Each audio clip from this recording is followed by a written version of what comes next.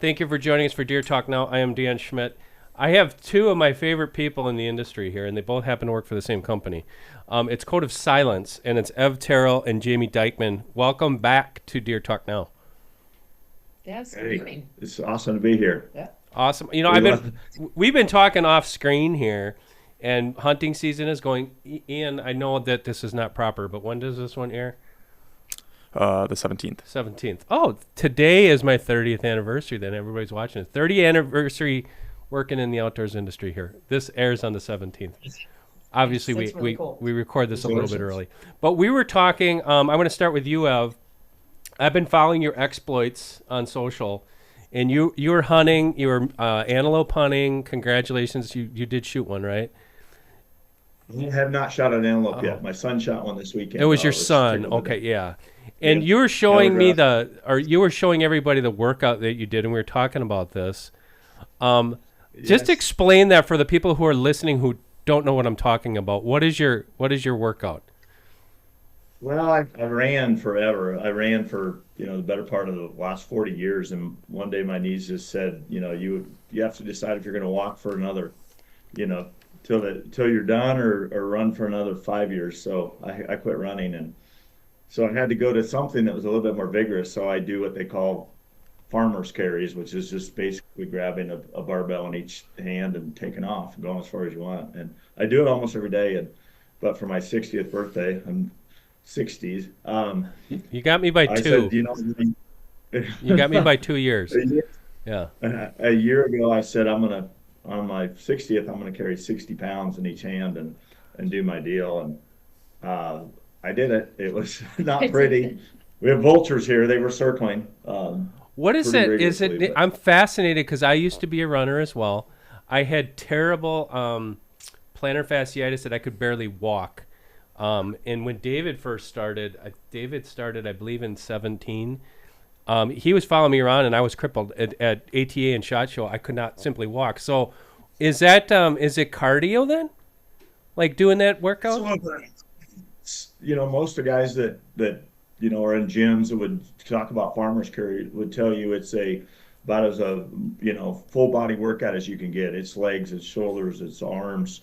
It's your grip that'll get you really bad in your hands after you carry them for a while. But it's something I can do. It's not as hard on my knees, I guess, and um, still make it work. Sorry about that. I thought I had my phone shut off. Oh, that's okay. We didn't even hear it, but well, that's got me inspired. So now these guys are probably going to laugh, and I'm going to be doing this down the road here at lunchtime and on my breaks. I'm going to be, I don't know, 60 pounds I think is too much for me. I'll have to be carrying like maybe a couple cases of Deer Hunter's Almanacs or something to get up and down the road there. Well, that's pretty cool. So welcome to the program, Jamie. How are you doing? How is your hunting season starting? Oh, doing well. I mean, mostly it's scouting, checking cameras. We don't really have a target buck yet, but every night. We never know, but for sure exactly what's going on. It's our late season. So there's a big picture of this big deer, and they're like, "Well, we've been watching him." I'm like, "That's not what I heard earlier. There was nothing around." We usually cry a little bit in the, early season, and then, late October, early November is when they start coming out. Things So there's start still rocking. corn. Yeah. You guys yeah. are both No, we're hunting excited. Nebraska, right? Yeah. Correct. I'm hunting Colorado just a little bit if I get a tag. Nice. Northeast Colorado is actually closer for me to hunt than most of my spots in Nebraska. Nice. I'll be hunting Nebraska here in a couple weeks for the gun season. I believe it comes in at the end of the month and first part of November. I'll be up in Cherry County, which is north central, like all the way up to the top, but in the central. Cherry County. That's an awesome place. Your Valentine is Cherry County. Yep. It's That's- I don't know that's if a you know the nice Finks. Scott and Lakila, they've got a big cattle ranch, and know the it's name. just Yeah. awesome area. So we're going to talk about you guys, obviously with the clothing company. We're going to talk about some new things that are going on there. However, I wanted to talk to Ev personally because I'm just fascinated in this as well. So number one, you gave me a workout to try. So now, when in 2 years, when I'm hitting that magical number, maybe I'll be a couple steps ahead. But I noticed you took up Was it recently you took up saddle hunting? Yes, I'm easing my way into saddle hunting. I've done, kind of the equivalent of mobile hunting my whole life. In fact, I cut my teeth way back when, before there were probably tree stands at that point. But I didn't know where you could buy one, and we used to make crotch stands. They were hinged. Basically we took bed frame angle iron, and you'd cut it off, and so they would hinge, and then it would lock when it hinged, because you put the L of the angle iron underneath itself, and then hinge it not right at the center but back a little bit, so it would, when it folded, it would stop. But anyway, you'd find a crotch tree, and you start with the hinge like that, and you just jump on it. There's a few people that actually make a newer version of it, and we welded lag bolts onto other pieces of angled steel, and those were our screw-in steps, and we'd go around and screw in those steps and put the Boy, that had to lock be the a crotch. comfortable day, standing on that It thing. was awesome. It was. We thought we were the real deal, though. At the time, we thought we were, really uptown, and it was very effective. It was, a lot like saddle hunting, and kind of making up as you go, and moving around, and you could go in long distances too. I mean, I would hike in and carry that stuff in a backpack, and walk in a couple miles. So love the concept, completely understand it. But I've been hanging in a windmill, hunting antelope with one. In fact, my son killed one out of a windmill with the saddle on this weekend. It was pretty cool. So what do? You climb up the windmill with the saddle, and you just tie it on. I know how they work. I've never used one. Yep. You tie it on, and then you just basically, what are you using for support? Just the angle irons of the windmill? You're just standing on the angle of the angle iron of the windmill, which a lot of these windmills are homemade, so they're round pipe, which does not make for very good platform for more than a couple hours. But my son's young and pretty tough, so. But it's not like we're sitting on a windmill all day just hoping something comes in. We do what we call spot and stand, where we're actually locating antelope that are in an area, because there's a lot of windmills, not very many antelope. And so anyway, you find antelope, wait for them to commit, kind of head at least in a direction of a windmill, and then it's choppy enough terrain that you can actually kind of sneak in and get ahead of them, get in the windmill. And that's what we did this weekend. So Wow, you just gave me a works. great idea for a deer and deer hunting story there. Spot and sit. One of you guys are going to have to do it. Maybe one of these guys can do it, because I can't even sit in a office chair for 4 hours anymore. Yeah, I'm getting a little soft there, but that sounds like a fascinating tactic. Even I know John Eberhardt, we had him on the podcast. He hunts with a saddle, but it sounds like that is just a deadly tactic. So, I mean, that's the concept. Oh my You can gosh! see it. Look at that! You guys can see that. Yeah, look at it. He's hanging at the top of a windmill. Do they even look up? They do it a little bit. The closer they get, the harder time they have seeing you. So it's a little bit tricky sometimes to get them inside of call it 60, 70 yards, especially like I talked about, all those windmills are down in holes, because that's where the water table's at. And so when they come across the top, even though you might be, 15 feet up or whatever, they could be at eye level with you. So at eye level, they can see pretty well.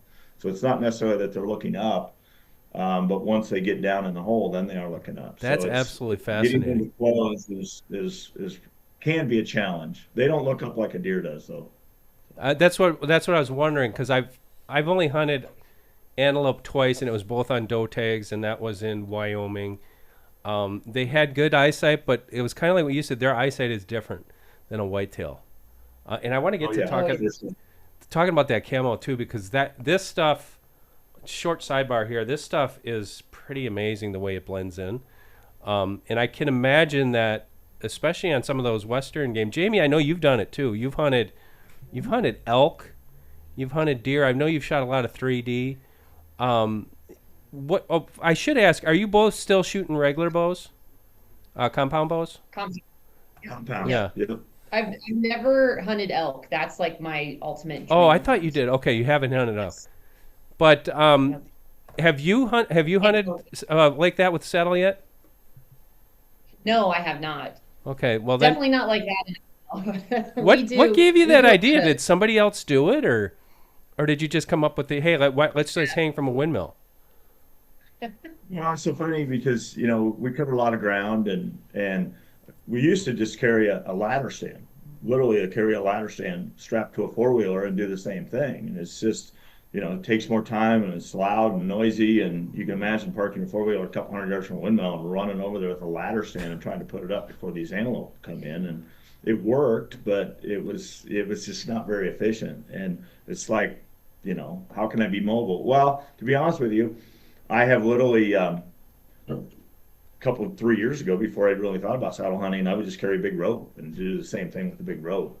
Don't tell anyone, and just tie myself in and lean back in the rope. And it's like saddles, like we got it made now. That's nice. Charlie Alsheimer, that's how he used to take. So if you guys remember way back when we still have some of the photos of the guy in the tree stand at full draw, those were real photos. They were taken in a setting, he had deer in an enclosure, but they weren't hunted. They were for research. And he would hang from a tree with a rope. And I remember the first time I went out there, I think I was 27 years old, and he looked at me and says, do not tell Carla, that was his wife. He said, do not tell Carla I'm doing this. And he would have a rope around his midsection. He was like you, though. He was skinny and tough, and he'd have that rope, and he'd be hanging. I'm like, dude, I wouldn't have even done that. But everything for the shot, And in that case, it was a photograph, not getting a shot at a deer. But I find that absolutely fascinating. And hats off to anybody who can do that. And I know from a public hunting perspective, that is a killer tactic for deer hunting. But most guys I know go up there and they're sitting up there for 6, 7, 8 hours, especially during the rut. They're trying to sit there all day. I like the idea of you're kind of patterning a deer. You know where it's coming. You know where it's going, whether it's food or water or whatever. Getting up there a couple hours, that sounds pretty cool. Yeah, absolutely. And what I think, kind of learned quickly this year about saddle hunting, just even been in the windmill, is, there's not one technique. There's just so many different ways you can use it. I'm planning to use it a lot just with my regular stands, just to be able to, even to film out of them, particularly when you're trying to get, off the side of the shooter and trying to find that hole where you can see the shooter and the deer. It's like this is the real deal. Okay, I'm looking off screen now. That's what you guys are going to do. We're not double hanging any stands anymore, Ian. You're just going to hang from a strap. We'll give you a couple tree pegs, Yeah. your feet on there. You like that idea or no? No. Oh, okay. I don't think they're going to go for it. Okay, we're going to talk a little bit shop here. If you guys don't know, I think you do. For this TV show this year, I've been wearing Code of Silence. They've got, I have to back up, and I know if you guys watch the program, you know where these guys came from. Ev came from Cabela's, worked there for like 30 years. And if you remember Cabela's clothes, I don't want to make this a Cabela's commercial, but it was always like better than, it was like the stuff that they made. This is 10, 15 years ago. I would make it. I'm like, damn, who invented this stuff? Because the pockets are in the right place. It was warm. And I know that was your thing. You came through the clothing industry. You learned it. But you built those garments, and I think you even have patents to your name, made for hunters. And I always said, even in this job, like, I don't want to alienate anybody, but I would say, hey, if you wanted a good jacket, go to the Cabela's. We had one in Richfield where I grew up. It's actually my grandpa owned that farm where they have that big one.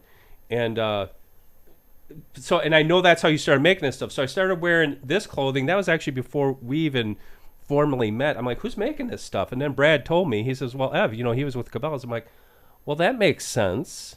So now you guys came out with this new, I think you call it Fairwinds. I just wore this last week, actually. So we're filming this, obviously, before the 17th.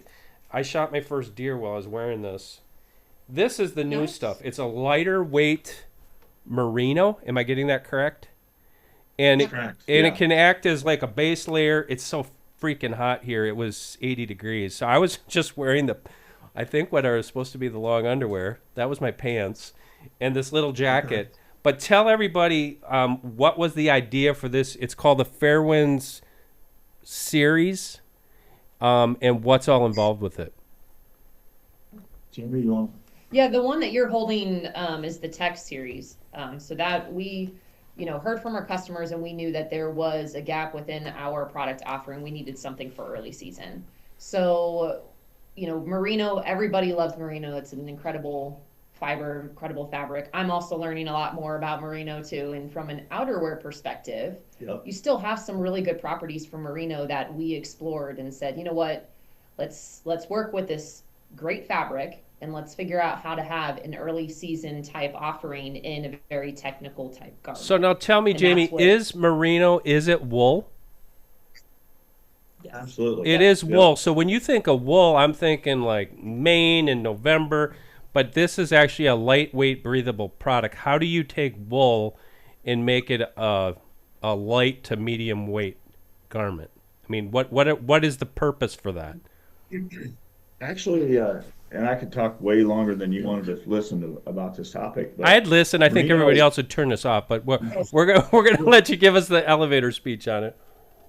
So, Merino, as you talked about the pants you had on, the bottoms of our base layer series, which I have here. And so this product in different versions has been out a long time. And that's where Merino has really been focused, I guess, from an end use standpoint, is in base layer. And people think about it as a next to skin product, which is awesome for that. It's got antimicrobial, it's got good moisture management, it's naturally dull unless you print it and don't use the right printing technique.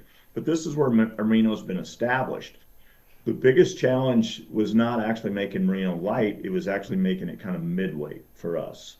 And because to me, that's why Merino has fallen into base layer, is because no one could figure out how to make it midweight or heavyweight. Or if they did, it was so expensive.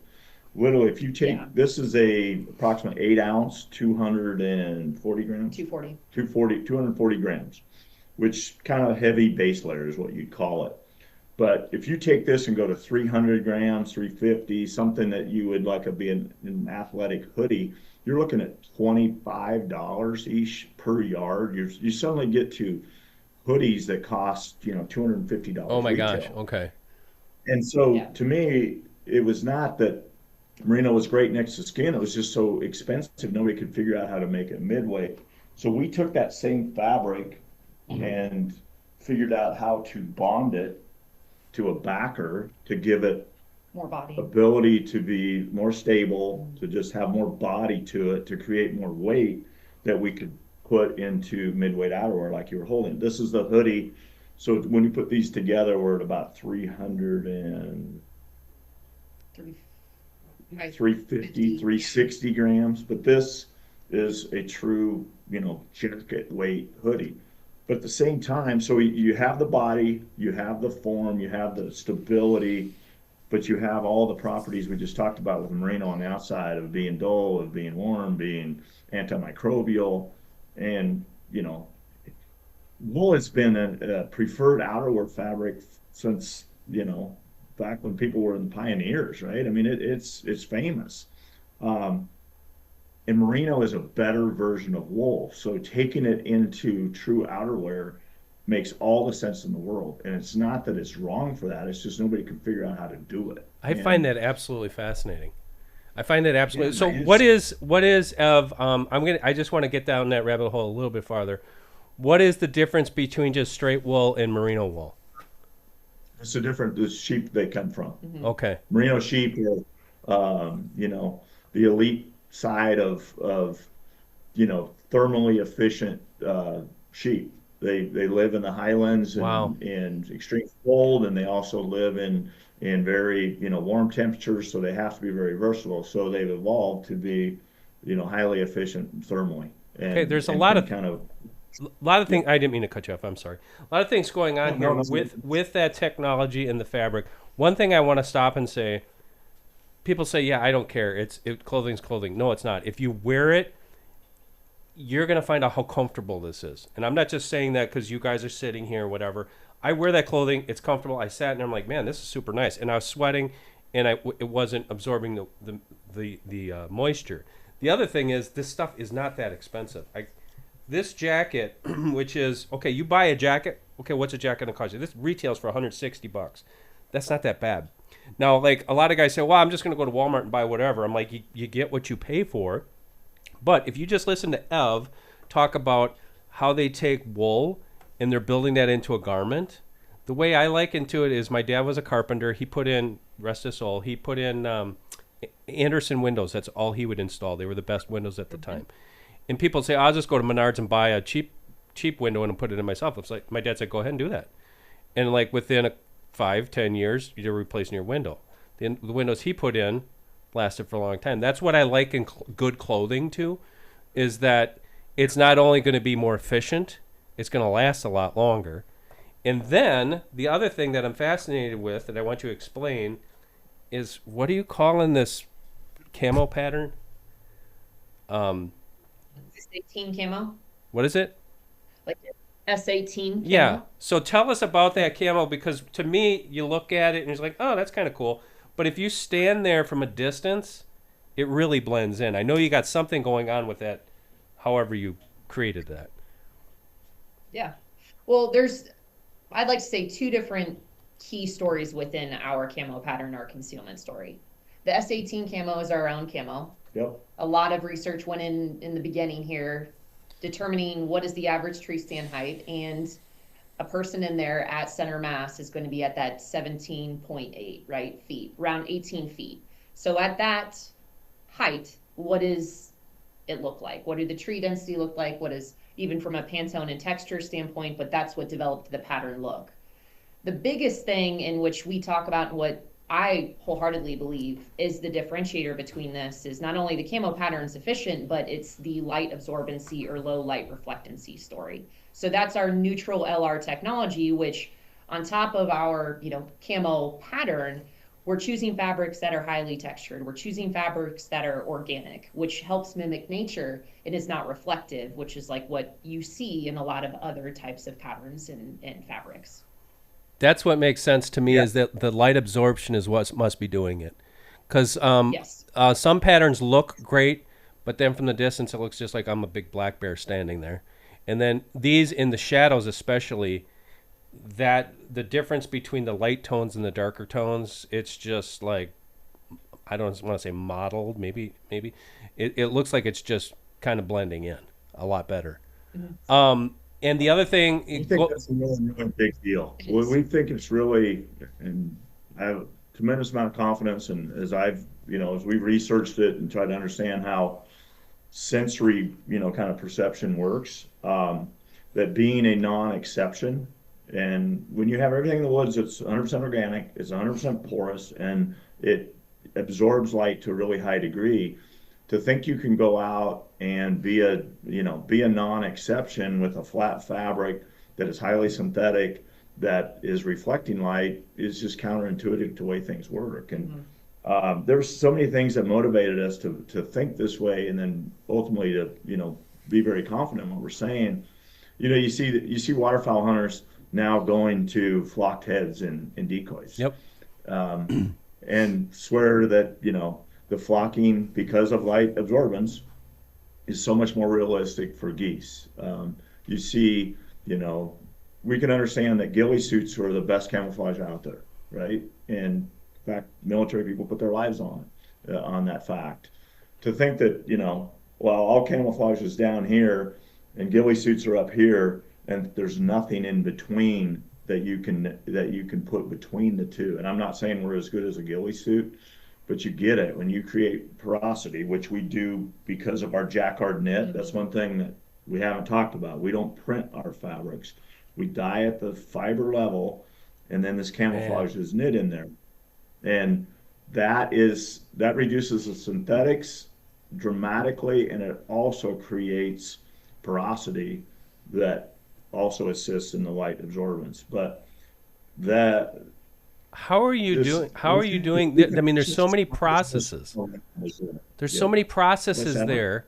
How are you building that into a garment and bringing it into a price like that? Because, like I said, if you say, "Oh, well, we're knitting the camo in there, it's merino wool. This thing fits like a glove." When I'm drawing a bow, it's not this just big boxy garment, one size fits all kind of thing.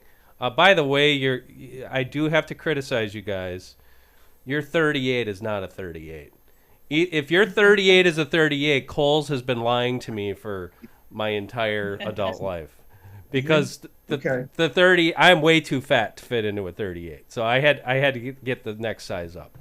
On the pants. One call ears, Yeah. believe us, when you're saying this is important for us. And That was a rip on myself. That was a rip on myself. That wasn't a rip on you. You might want to bring those down, and then you're gonna make us all feel a lot skinnier. But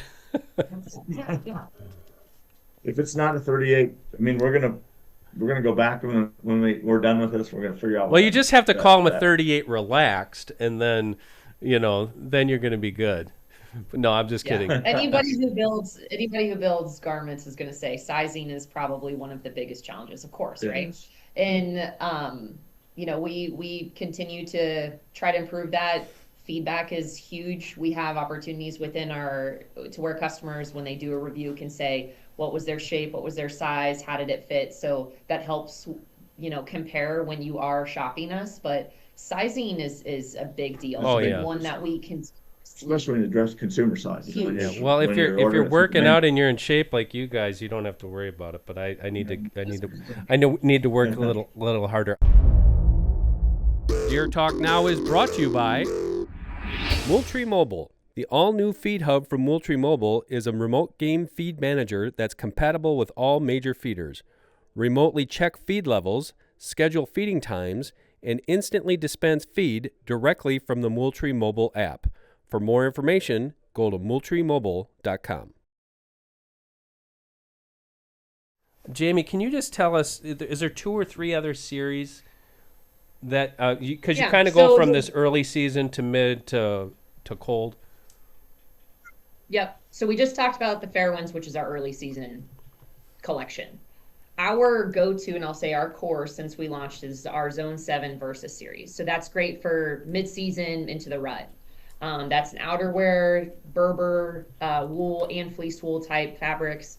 And that is, great range within that, 20s to even mid 40s, right? And that comes in 3 different options. It comes in a hooded jacket, it comes in a pant, and then also a vest. So that's, we call it Versa for versatility, right? So our Zone 7 Versa, great price point, great series. Kind of what we founded the company on. Yes, almost, yes. To be honest with you. Yep. And then last year, we took that Zone 7 Versa and made it a colder weather version. So we added a little bit more insulation, and also from a parka perspective, so it has kind of a longer within the torso, and then a bib option. So that is the Zone 7 dialed in series. Yep. And then we also have our tried and true cold weather extreme series, which is the cold fall. That's Canadian sub-zero type temps. And those are our 3 main series. Yep. Within Berber. Yep. If you really need to stay warm and it's extreme conditions, it's an amazing suit. Yep. It really is. It's same time, it doesn't, it's so effective in cold weather. It's not the most versatile thing. It's not something, it's overkill at 35 on up probably, but it's the real deal if it's real cold. I know it's going to be nice. I'm looking forward to sitting in it because that's how like I said, if I go back to my history with garments, I'm sure that you designed, it might have been overkill, but it was sure nice to have it, and everything was built in there. Okay, Ev, I want to talk just a little bit also about just the company itself, because what I love about your company is it's an American company. You guys are kind of like us. You broke off. We were corporate for many, many years. You were corporate for many, many years. You broke off. I can see the passion in the two of you, and I know that that's inherent in the company. But talk about that a little bit, because for me as a hunter, that's important to me, because not only that, okay, number one, you want the best product, you want it at a good price, and then it's like if I'm supporting people who are living in the heartland and supporting their families and their hunters, to me that's a win-win all the way around. But tell us about the company a little bit. How many people do you have? Where are the products produced? And a little bit more of that history. It's I had a great run at Cabela's and was so blessed to have an awesome team that and a management team that really gave me a lot of freedom to do what we wanted, and we had some really cool successes, but I always call out the fact that we had a lot of mistakes too. We had a management team that would always go, you know what, it's about batting average. It's not about, hitting a home run every time. So keep going. And so that was really cool, but just had so much, I guess, network and good relations, people I'd met, that when I left, I was, did a couple different things, but it was like, to not put that to use and after all the years at Cabela's, what I'm most thankful about was the opportunity. Sure. I got out, started at 375 an hour at Cabela's and Holy cow. made a great career. Wow. Yeah, I built the aquarium system for him with a college degree in Kearney, Nebraska in 1987. And it all worked out. And if you can leverage your skills, your network, your knowledge, your creativity, and work with great people and create opportunity, whether that's inside or outside, I think that's what life's about. And I'm not just making this up. Yep. Why can't you create create something, for everyone involved. And it's not me at this point, it's us. And Jamie, we have a close partner in Iowa, Darren. Yep. And for the most part, it's the three of us. We have a great marketing team that works really closely with us, friends that help us with content, with ideas, with you name it. But for all along, it's always been about networking for me, and that's just the continued methodology of what we're going to try to do. And same time, really a commitment to better products. I mean, I wouldn't have done this either if we didn't think there was room for better. And one thing that came out of Cabela's was, it was never planned. We used to get, kind of yelled at by the industry of like, because Cabela's was, to me, in the forefront of direct to consumer. I mean, what we think about direct to consumer,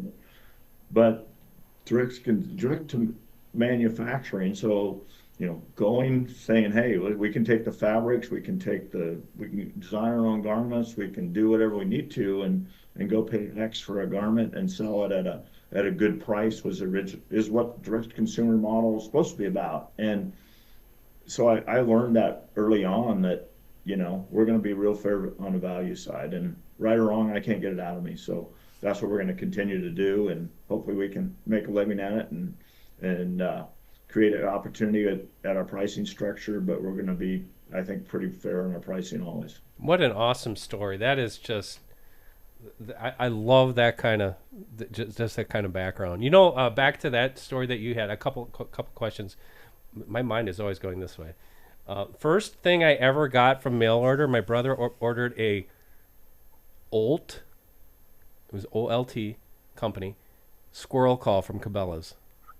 And that was about 1973 or 4. I was a little kid and he got that for me. And that's when you'd only get the catalog if you bought something. So if you bought something, they'd send you a catalog. And I remember we would sit there and go through there. Right. And then the question I have for you, in all those years, you must have gotten a tour of Dick Cabela's house. Oh, absolutely. Yeah. Yep. So Jamie's You been did there too? Yeah. Jamie's probably been there more than I have. Super blessed. There were a lot of great women at Cabela's, and Wow. of course, Mary was incredible. So I was very blessed to have some opportunities to sip on some champagne with Mary. And Doesn't hang it out take and up like an stuff. entire city block in Sydney? Like, that's what a buddy of mine told me. He said it's absolutely huge, and it's got aquariums and like dioramas. Like, if you go to different levels, it's like now you're in Africa and now you're into somewhere else. Is that right? With all the mounts and everything? It's amazing. It's pretty incredible. They have to turn it into You want to museum. go, you could go 4 times and never see it all, I guess. Wow. And you go buy something, you come back and you go, I didn't notice that. Mm-hmm. Very, very cool. Well, thanks for that that walk down memory lane for me, and then the history for everybody else. So where are you guys heading next? I'm assuming you're going to be climbing up in a tree here pretty soon? That's the plan. Absolutely. Yeah. Yep. Yeah, we're starting to see a few deer on camera. There's a lot of cameras I haven't checked yet. So right or wrong, we got a lot of things going on this time of year. So we're more focused on the end of October, first part of November, like so many people are, and I've learned that just, staying out of there is as good of tactic for me as anything. And but it's coming up real fast. Our leaves are changing and starting to fall. But it was 95 degrees here this weekend, and that's just crazy hot. Man. And I had it in Fairwinds though the whole time. Did you Never really? took it off. You weren't wearing the underwear like I was? You wore that pair of pants all day long at 95 degrees. I was a little shocked at how, and I wouldn't, if someone called up and said, hey, it's 95 out, I'm going Arizona pronghorn hunting. I'm like, don't take this. But I was amazed at how it was not a liability when it was that hot. It was 80 and I was in a Banks blind with almost all the windows closed. So it was almost like a sauna in there. But I needed that. Well, thank you to both. Before we leave, it's coatofsilence.com, right? That's where people can go to check out all the new garments. And if you're in the market for a new upgraded colder set, Jamie told us about the Versa, the Zone 7 Versa, and then the Dialed In. There's some other ones there. It's all there. It's a very intuitive site, but check it out. And there's even some other cool stuff where you can click around and look at it. But it's coatofsilence.com. Jamie, Ev, thank you so much for joining us. We very much appreciate it. Pleasure. Thank you. Yeah, it's fun to talk about the old days. Awesome. Well, I'll always do that. That's one of my things. I'm sorry? Yeah. We'll talk about the new things too. Yeah. Oh, Lot the of new cool things too. opportunities. Yes. Yeah. Yeah. I think, not to, jump ahead a little bit, but we're talking through our 25 line, and the best is yet to come, I promise. We got some really Next amazing year's things. big. We've learned about, we kind of,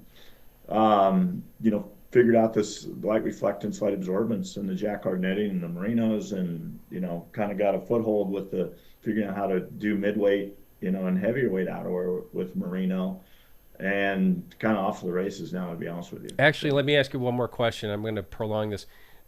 Does ozone affect this at all? Ozone generators? To my knowledge, no. I put all my stuff in it and never had any issue. Yeah, we have. Yeah, we checked out a few things. We do have just a little bit on some of the elastic suspenders on the bibs. That's the only thing we know that might be. You can say we're brutally honest, but we had a couple people that had concerns on that. But other than that, 99% ozone. That's a good thing to know. And actually, I agree with you on anything with elastic or my boots. I don't put it in there for a long time. I put it in there for a short amount of time, and then it's straight outside to make sure that I get the most life out of either the boots or the garments. Yep. Okay, great. Thank you again so much, and have a great rest of your week, and good luck, and we look forward to seeing your pictures. Thanks. Appreciate it. Thank you. Okay, for Ev Terrell and Jamie Dykman, I am Dan Schmidt. All we ask you to do is like and subscribe to this podcast, whether you are listening to it wherever podcasts are dropped, Spotify and everywhere else, or watching the video versions on our Facebook page and YouTube. Go to YouTube. You can watch them all. Ian, we've got 127 of them? 128. 128 in the books for the new versions of Deer Talk Now. We'll catch you next Thursday for another brand new episode.